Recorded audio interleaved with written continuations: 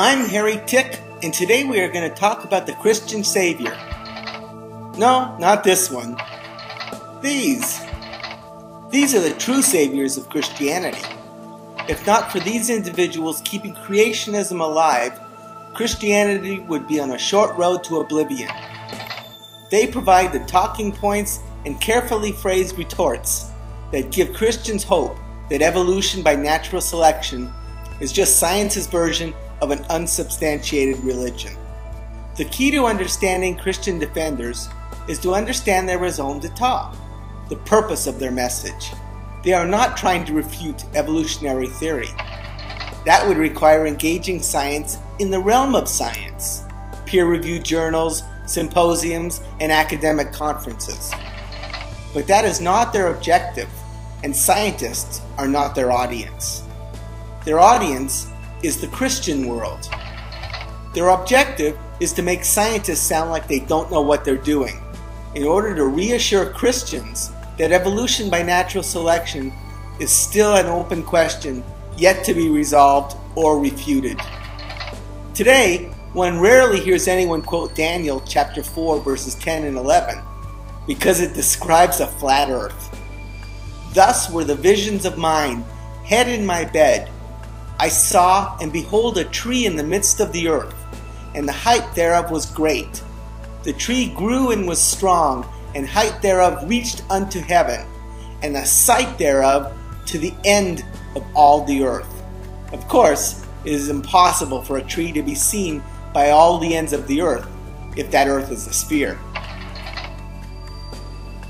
The ultimate Christian fear is that evolutionary theory will close the door on their primary belief system, just as solar centricity, relativity, and an expanding universe has closed the door on many of the myths held by biblical adherents of the past, where the creationist lecturers step in to play their role.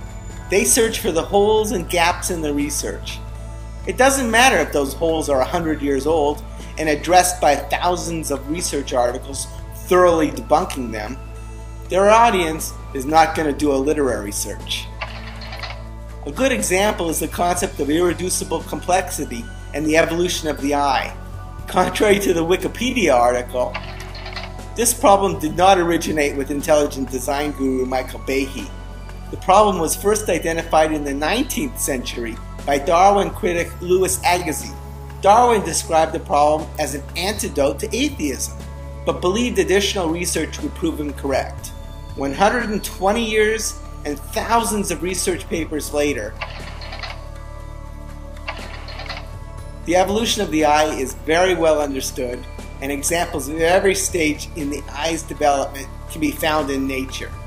But this hasn't stopped evolution critics from continuing to use this example, because Hovind, Behe, Ham, and the rest know that their audience doesn't care about factual evidence. As long as the creationists can work and lecture without scrutiny, they can make any case seem plausible. However, when forced to defend their views, such as when Michael Behe was forced to defend irreducible complexity in the Dover School Board trial, the views do not stand up to scientific scrutiny. Even the creation website Answers in Genesis, started by Ken Ham of the Creation Museum fame, gives a list of arguments against evolution that should no longer be employed. Strangely, many of these are still used by creation lecturers and their Christian followers, desperate to hang on to anything that makes the theory of evolution look less formidable. Most of the objections that the creationist lecturers use fall into four categories: the ridiculous, the dismissed and disproven, inappropriate arguments, and valid questions still to be studied. The last one, open questions such as the validity of dating methods, is one area held on to tightest by lecturers and creation supporters alike.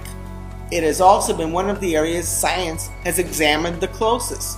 If creationists knew how much effort has been expended scrutinizing dating methods, they'd be amazed. Scientists are not morons. Scientists thrive on these controversies. More than 30,000 studies of dating procedures and accuracy can attest to this. The creationist preachers fail to mention that the problems and inconsistencies of some of the methodology, such as fossil dating, were all identified by critical scientists, not theologians. While it is true that science was very quick to adopt the theory of evolution by natural selection when it was first introduced, it is also true that within 30 years, most scientists became increasingly skeptical of Darwin's view, because the evidence they thought should be easy to find turned out not to be so.